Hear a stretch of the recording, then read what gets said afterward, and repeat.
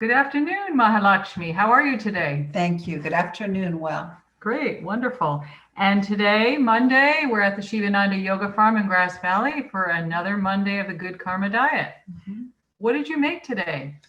today we made a quintessential hand pie. So a hand pie savory, and then that was served with a split pea, a yellow split pea soup. Beautiful, Yeah. beautiful. And I know when you were making the hand pie, well, first of all, most of our viewers and listeners, they know what a hand pie is, but for those who don't, what's a hand pie? Well, it's similar to a pie, only it's made in such a way you use the same crust as you would a pie crust, but it's made in such a way you can hold it in your hand. Okay. And we used to eat them as children. My mother used to make them, but one of the individuals here said that it was common in back east that they would give them to the coal miners so they could wow. make their lunches. So this was I guess really it's a solution for a takeaway lunch where you don't have the filling coming out, so it's very compact. Very compact and easy to transport. Yeah, and easy to use anything you have in the kitchen. That's it's not you're not ingredient driven. Sure, it's what's fresh in the kitchen. That's beautiful. Now I'm intrigued. I'm going to research the hand pie. I know. Let's do that. Now you sauteed beautiful fennel and carrot. No onion because we're doing it the Ayurvedic way, and you did that in olive oil. Any particular reason why you chose those vegetables? Onion is actually Ayurvedic, but it's used as a treatment. It's used as medicine. Okay. So when Ayurveda teaches food as medicine, onion is introduced for a variety of health. Yeah. But for a yogic diet, which is a sister science of Ayurveda, they don't utilize it because of the vrittis or the mind waves. Yes, it's agitating. Yeah. So as a yogi, we step back from. I see. Yeah, I misspoke. I think I meant the sattvic foods. Yeah, sattvic food. That's great. Wonderful. So fennel and carrot, tell me why you did a kind of a mirepoix. You saute them in olive oil with a little bit of thinly sliced celery as well, and some thyme and black pepper. So tell me about and boiled potato. So boiled red potato. All right. And then fresh green peas were stirred in. Beautiful. Now, but I use the fennel to go back because if you're using a small amount of a filling, you want it to pack a punch. Yeah. You don't want it to be sitting on your tongue going, what is this? Like stew. You don't want to be looking for the flavor. Right. So I think when you use fennel, your tongue is immediately awakened. Right. And it's like, oh my gosh, this is delicious. But with just a small bite. Sure. It was no doubt delicious. And to that, you added vegetable stock, and you did a slurry with arrowroot in the vegetable stock. And the vegetable stock was warm, just if you put a warm vegetable. Beautiful. And so in addition to the slurry to thicken, did you add the tarragon? You added fresh tarragon. Did you add that when you were doing the mirepoix, or you added that later? Thank you. Okay. So fresh herbs we fold in at the end, so you still have that herbaceous taste. Beautiful. On the tongue. Beautiful. It was really delicious, the combination of fennel and tarragon. I think so. Tell me about that. Is that a favorite combination of yours? It is for me. Tarragon, fennel, and mustard. Oh yeah. So a prepared mustard, I always think is a lovely brisk flavor. Yeah. Not that you can taste the mustard overtly or you can taste the fennel overtly. It just makes a very nice combination. Sure. And you added a little bit of coarse mustard. Yeah. Beautiful. Beautiful. And you made a couple of different hand pies. You made some small ones that were delicate. Very delicate. They were about 5 or 6 inches maybe in diameter, maybe only 5 or 4 or 5. Yeah, I think the mold was only 4 inches. Okay. So we used the mold. Okay. And then you made kind of a fold over, like a large, I almost call it like a crostata or something. It was very good. Yeah. And that was super easy. I mean, you didn't even have to, you just sort of folded it. Yeah.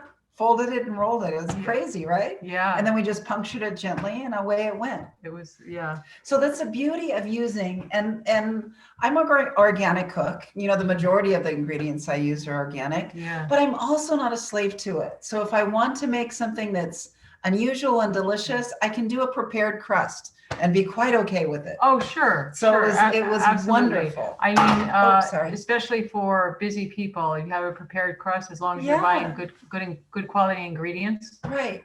You're good to go. Yeah. You just make your filling, you fold, bake. So right. And you can use anything you have in. You can substitute sweet potato.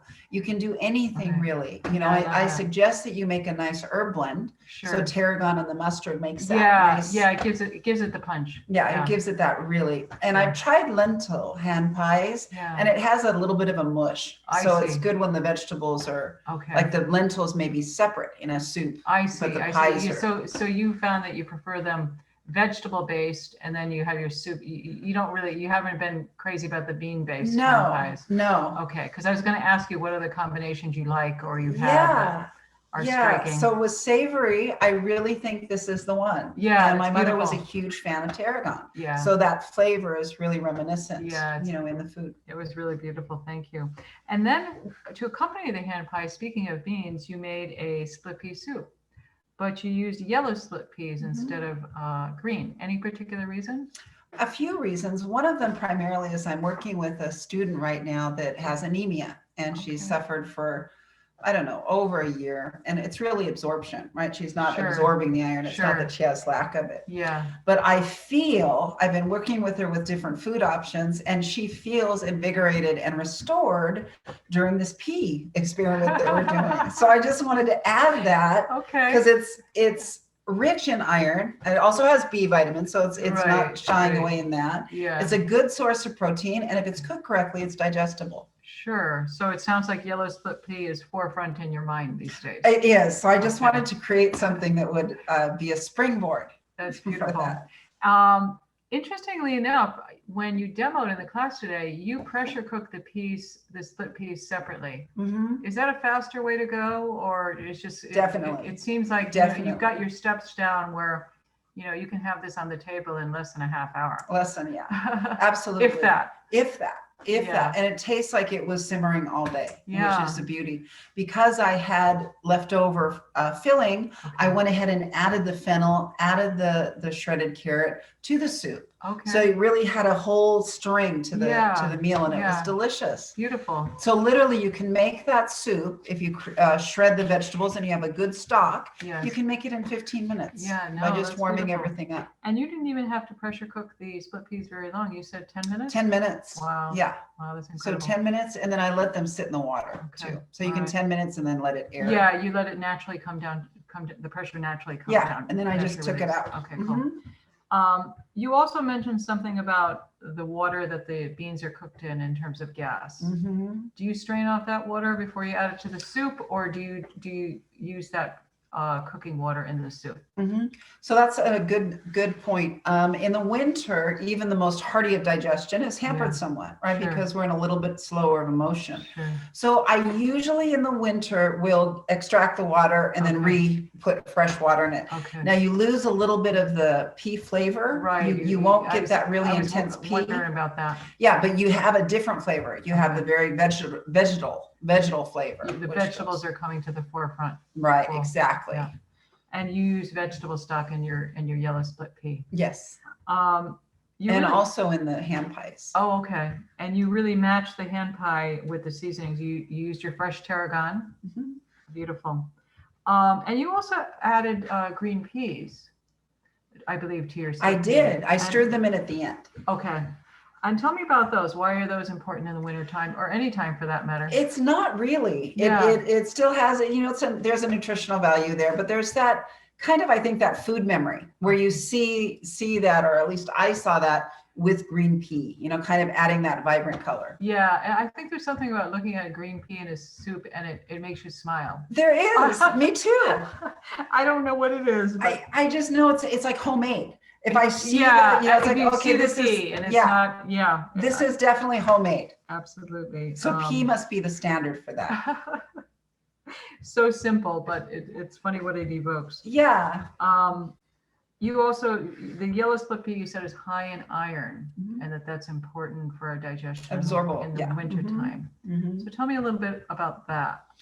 I think as the digestion slows and we have a little bit, we don't change our lifestyle usually. Sure. We eat the same thing we do all year round, especially in California. So we don't make those changes. Sure. So these are very subtle differences of absorption, right? Because our digestion may be sluggish, and yet we're still eating how we do in the summertime where it's more heated, right? Your digestion is higher usually. Of course. Then the minerals tend to get non-absorbed. So it's not that you're eating less iron or you're eating more iron. It's just the body's not absorbing. Right. You're just not assimilating the nutrients. Yeah. So in the winter, I like to use spinach and iron-rich foods and things that have a little bit more iron. Yeah. Give it a little more kick. Yeah. Because anemia in the winter is not an easy thing to fix. Right. And the iron, you said, really helps with feeling cold and fatigue and feeling a bit sluggish. Yeah. Okay. Yeah. So we think, oh, it's winter. That's how I'm supposed to feel. No. Yeah. It's winter, and it just means you have to adjust so you can maintain, your vibrancy and your feeling. Well, food really is medicine. There's no doubt. Food is medicine, definitely. And I've taught that course a few times, and I love it. Absolutely. Yeah. Let's see if there's anything else. I think, you also talked about, especially with the green split pea, but perhaps the yellow split pea too. You talked about, if you have day-old bread, it's nice to make some croutons with the split pea. And how do you make your croutons? You put them in the oven and bake them, or? Absolutely. Yeah. Do you add any oil or just dry? Easy peasy. I drizzle. Drizzle oil. Yeah. Oil, salt, and pepper. If you want to put a little rosemary.